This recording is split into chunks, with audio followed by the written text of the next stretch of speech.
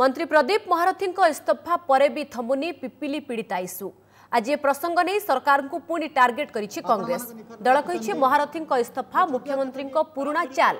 महारथी इस्तीफा पाई कही बीजेडी एथिरु मुकुली पारिबो नाही। ए मामला रे मुख्यमंत्री इस्तीफा दाबी करिछि कांग्रेस। सेभଳି जस्टिस पीके महांती रिपोर्ट को भी सार्वजनिक करबाकू दाबी करिछि दल। कमिशन को सुपारिश अनुसार कार्यानुष्ठान सह घटनार सानी तदंत करबाकू भी कांग्रेस दाबी करिछि।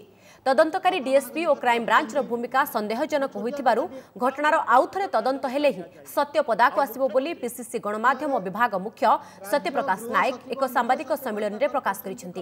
एपटे कांग्रेस रो दाबी और अभियोग उपरे प्रतिक्रिया रखिछि बीजेडी। प्रदेश कांग्रेस प्रदीप महारथी इस्तीफा रे संतुष्ट नुह। ये केवल लोक देखाणिया, ये नवीन बाबूंकर पुराणा चाल।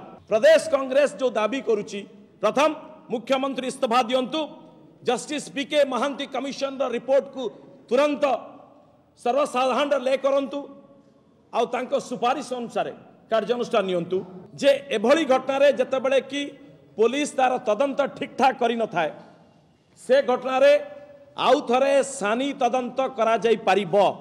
जदि आमे सतरे गोटाए गोटाए विषय खोलिकी कथा हवा ताले अनेक इतिहास बाहरियो कांग्रेस दलर।